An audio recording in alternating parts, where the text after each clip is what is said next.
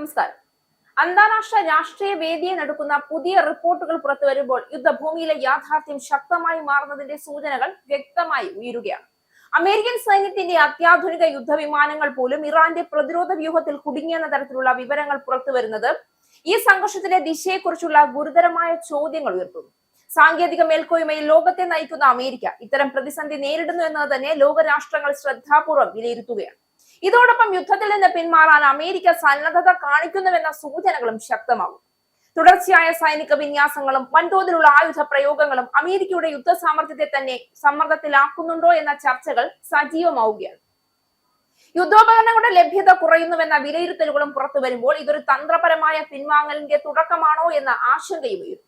ഈ സാഹചര്യത്തിൽ American president Donald Trump നേരിടുന്ന രാഷ്ട്രീയ സൈനിക സമ്മർദ്ദം കൂടി ശക്തമാവുകയാണ്.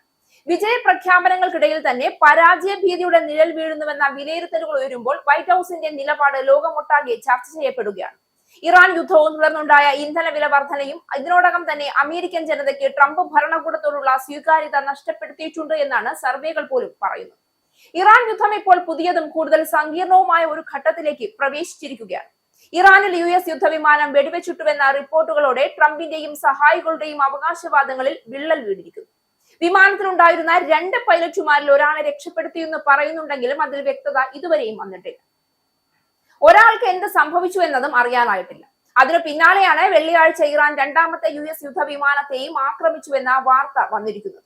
ഇറാനിൽ വെച്ച് ആക്രമണം ഉണ്ടായെങ്കിലും പൈലറ്റിന് പുറത്തേക്ക് കടക്കാനായെന്നും സുരക്ഷിതമാണെന്നും US ഉദ്യോഗസ്ഥരെ ഉദ്ധരിച്ച് CNN റിപ്പോർട്ട് ചെയ്തിരുന്നു.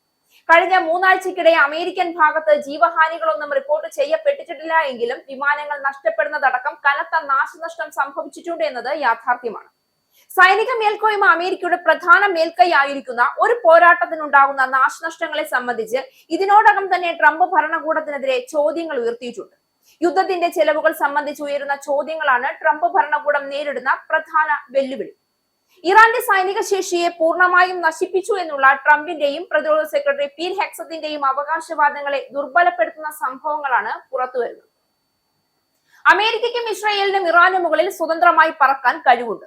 ഇറാൻ അതിനെ പ്രതിരോധിക്കാനുള്ള ശേഷിയില്ല എന്നും പലപ്പോഴും ട്രംപും ഹെക്സത്തും അവകാശപ്പെട്ടിരുന്നു. ഇറാനിൽ നാവികസേനയില്ല, സൈന്യമില്ല, വ്യോമസേനയില്ല, വിമാനവേധ സംവിധാനങ്ങളില്ല എന്നായിരുന്നു ട്രംപ് കഴിഞ്ഞ ദിവസം നടത്തിയ പ്രസംഗത്തിലും പറഞ്ഞിരുന്നത്. ഇറാനിലെ എണ്ണപ്പാടങ്ങളിൽ ആക്രമണം നടത്താൻ കഴിയുമെന്നും അവർക്കൊന്നും ചെയ്യാൻ കഴിയില്ല എന്നും അദ്ദേഹം പറയുകയുണ്ടായി. ട്രംപും അദ്ദേഹത്തെ ചുറ്റിപ്പറ്റിയുള്ളവരും സൈനിക വിജയങ്ങളെ അതിശയോക്തിപരമായി ചിത്രീകരിക്കുന്നതിന്റെ ഏറ്റവും പുതിയ ഉദാഹരണമാണ് വിമാനങ്ങൾ തകർന്നതെന്നാണ് US മാധ്യമങ്ങൾ റിപ്പോർട്ട് ചെയ്തിരിക്കുന്നത്. കഴിഞ്ഞ വർഷം ജൂണിൽ ഇറാനിലെ ആണവ നിലയങ്ങൾക്കു നേരെയുണ്ടായ ആക്രമണങ്ങൾക്കു ശേഷം ട്രംപ് ആ രാജ്യത്തിന്റെ ആണവ പദ്ധതി തകർന്നു പോയി എന്നും അത് വീണ്ടെടുക്കാനാവാത്തതാണെന്നും ആവർത്തിച്ചു പറഞ്ഞിരുന്നു. എന്നാൽ US രഹസ്യാന്വേഷണ ഏജൻസിയുടെ ആദ്യ വിലയിരുത്തൽ അങ്ങനെയായിരുന്നില്ല. 9 മാസങ്ങൾക്കു ശേഷം US ഭരണകൂടം വീണ്ടും ഇറാനെ ഒരു ആണവ ഭീഷണിയായി അവതരിപ്പിക്കുകയും ആക്രമണം നടത്തുകയും ചെയ്തു. ഇറാനിയൻ മിസൈൽ ലോഞ്ചറുകളുടെ നാശത്തെക്കുറിച്ചുള്ള ട്രംപിന്റെ അവകാശവാദങ്ങളും തെറ്റാണെന്ന് കഴിഞ്ഞ ദിവസം പുറത്തുവന്ന US രഹസ്യാന്വേഷണ ഏജൻസികളുടെ റിപ്പോർട്ട് വ്യക്തമാക്കുകയാണ്.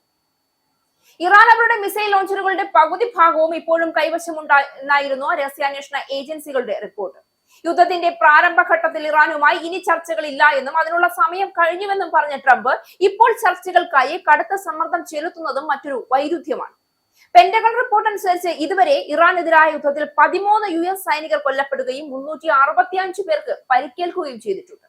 വെള്ളിയാഴ്ച വിമാനങ്ങൾ തകർന്ന സംഭവത്തിൽ ഉൾപ്പെട്ട സൈനികരെ ഈ കണക്കുകളിൽ ഉൾപ്പെടുത്തിയിട്ടുണ്ടോ എന്ന് വ്യക്തമല്ല. പരിക്കേറ്റവരിൽ 247 പേർ US കരസേനാ വിഭാഗത്തിലുള്ളവരാണ്.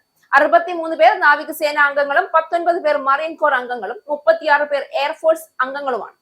ഇപ്പോൾ ചോദ്യം ഒന്നാണ്: ലോകശക്തിയായ അമേരിക്ക യുദ്ധഭൂമിയിൽ നിന്ന് പിന്നോട്ടടിക്കുകയാണോ, അല്ലെങ്കിൽ ഇത് വലിയൊരു തന്ത്രത്തിന്റെ ഭാഗമായുള്ള പിന്നോട്ടുപോക്കാണോ? ഇറാൻ അമേരിക്ക സംഘർഷം പുതിയ വഴിത്തിരിവിലേക്ക് നീങ്ങുമ്പോൾ അതിന്റെ പ്രതിഫലനങ്ങൾ ആഗോള രാഷ്ട്രീയത്തിലും സാമ്പത്തിക മേഖലയിലും വലിയ മാറ്റങ്ങൾ സൃഷ്ടിക്കുമെന്നത് ഉറപ്പാണ്.